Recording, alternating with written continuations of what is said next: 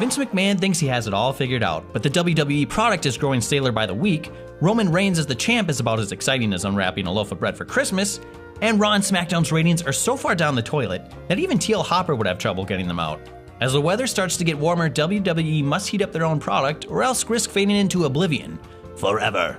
Hey everyone, I'm Andrew Socek with WhatCulture.com, and this is 10 things WWE must do this summer. Now this list could probably go to a million. For example, entry number 993,745 is bring back Sid Vicious and have him feud over the newly reinstated hardcore title with Norman Smiley and Ralphus. But let's just stick with 10. And coming in at number 10 is End the Authority Once and For All. 1997 was a long time ago. That was the first time we saw Vince McMahon in the role of the evil owner in the WWF. 1996 was even longer ago, and that's when we first saw Eric Bischoff join the New World Order and become the evil authority figure of that company. Despite wrestling thriving for decades without this trope, we are firmly stuck with the bad guy owners nearly 2 decades later. It was fun in its time, but you have to ignore too much logic. If Hunter and Stephanie really hate Roman that much, then either fire him or put him in matches he absolutely cannot win. Seriously, this is like Power Rangers level writing. Triple H and Steph are basically the Lord Zed and Rita Repulsa of wrestling. They could make every wrestler on the roster fight Roman at the exact same time, but instead they send in one at a time to be massacred. Why do they never learn? Besides that, the two can never keep their roles consistent. On Raw, Triple H is the power-hungry egomaniac owner, and on NXT, he's the happy father figure egomaniac owner. Steph likes to make life a living hell for the babyfaces on the roster, except when it comes to doing charity. It's just time to do away with this concept, and if not today, let's do it this summer. Number 9, they have to get Kevin Owens back on track. 2015 should have been the year of Kevin Owens. In his very first main roster match, he defeated John Cena cleanly. That's the equivalent to someone taking down Conor McGregor in their first UFC fight. You would think that alone would have been enough to keep him in the main events, but by the end of the year he wasn't even Intercontinental Champion and had been reduced to being the target of fat jokes. Couldn't they have rehired Rikishi for that role? Ever since CM Punk left, the adult male fans no longer have a hero. Daniel Bryan may never wrestle again, Roman Reigns is only pissing them off, and Dean Ambrose's wacky time antics aren't going to cut it. Owens should have been that guy, but he apparently doesn't have the look that Vince McMahon loves. And hey, it's all about the muscular look, right? That's why Tom McGee, Nathan Jones, and Brockus all became world champs. Okay, so maybe not, but WWE is starving for stars, so let's forget these past few months have happened and just bring Owens back to the top. Because no one is really buying Sheamus in this role anyway, so let's just make this the summer of KO. Number 8, call up some more NXT talent. In professional wrestling, devastating injuries can happen at any time. That's why we'll never get to see Richie Steamboat on the main roster. It's a dangerous sport. So for that reason alone, it's best not to keep incredibly talented people in developmental. And with Raw and SmackDown stuck in a never-ending rerun of suck, let's call up some names and get this thing going. Right now, Bayley, Samoa Joe, and Finn Balor are all ready to move up to the main roster. Right now. What more is there for them to accomplish in NXT? Sure, their characters will probably be more entertaining in that promotion, but WWE is a business. And for that business to make the most money, the best talent needs to be on the biggest shows. And no wrestler sets their career goals to stay in the minor leagues. There is simply way too much TV time to fill and not enough wrestlers. Hey, I like Dolph Ziggler, but right now I could probably go 5 years without hearing his music and be just fine. He doesn't need to be on every episode of Raw and SmackDown, so call up some people and spread the love. Fresh matchups, fresh promos, and less big show. It's a winning combination all around. Number 7, return Rusev to a monster heel. At WrestleMania 31, Rusev was a killer. Along with Lana, he rode to the ring on a freaking tank. By the end of the year, he turned from the Bulgarian Brute to the Canadian Cuddler.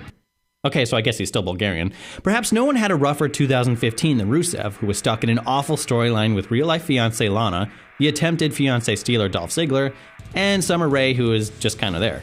By the time the angle was over, there was no way to take Rusev seriously as a top-level guy. An injury took him out of action for a bit, and he returned to be a background player in the devastatingly boring League of Nations. He needs to break out on his own again. He needs to stop being all kissy-wissy, and he needs to start beating people up. It's a simple formula, but it's an effective one that has worked throughout wrestling history. Because at this point, Rusev would look a bit silly on a tank, and would probably be better suited for a little tricycle with a horn on it. Number 6, it's time to dump some more announcers. Listen, JBL, Michael Cole, Booker T, Jerry Lawler, and Byron Saxton, it's not you, it's me. Wait, no, it is you. Get the hell out of here. We've had our good times together, but they've been mostly bad. Yeah, pretty bad. Mauro Ranallo has joined SmackDown, but mathematically speaking, that only fixes 1/5 of our problem? Even if you think the Raw and SmackDown teams are doing a decent job, which if you do, are you okay? The teams have been associated with a bad product for so long that it's simply time for them to go to freshen things up. Now, they're not going to get on the phone and call up Jim Ross and have him take over Raw again, by God. But at the very least, couldn't Corey Graves take over for JBL? Never having to hear Bradshaw say, wah, wah, wah, again would be in itself a major victory. Number 5. It's time to protect some heels. Every heel in WWE is awful at their job, since their job is to win matches, and that's not something they do very often. Just look at the bad guys side on the roster and you gotta feel bad for them. I mean, Rusev, Wade Barrett, Alberto Del Rio, Bray Wyatt, Bo Dallas, Adam Rose, The Ascension. There's not a single threat among them. These guys would have trouble winning an 8-man elimination tag match against second graders. It would be like watching the Nexus try and take down John Cena. Remember when Brock Lesnar was a heel? Those were some pretty good times. The man talked a big game and he backed it up in the ring. Watching Suplex City Brock tossing everyone around was far more entertaining than watching him get beat up by his boss in his mid-40s a couple years ago. Now, WWE briefly tried making Braun Strowman a monster, but gave up on that idea when they realized he couldn't wrestle a 2-minute match by himself. Doesn't mean they should give up on the idea entirely though, because a great villain makes a great babyface. Number 4, sign more TNA talent. Dixie Carter can sound excited for the future of TNA all she wants, but things really aren't going that well. The audience on Destination America was a fraction of what it was on Spike, and now they're on the former TV Guide channel. While I'm watching a match, they're telling me when reruns of Sanford and Son are going to be on. 2017 TNA will likely be aired on a local cable access channel near you. In 2015, James Storm and Samoa Joe joined NXT, which is a nice surprise, but there's still plenty more wrestlers to bring in who have the experience and fan base to immediately make the product more exciting. And no, I'm not actually talking about Cheeks and the Johnsons. Now, some of these men and women are still under contract, but shouldn't every wrestler get the chance to make good money for at least a couple years of their career? I mean, come on, Dixie, just have a heart and let them go if WWE is interested. Wrestlers who have never appeared in the company like Bobby Roode, Austin Aries, Rockstar Spud, and Zema Iron would all make solid additions to the main roster or NXT.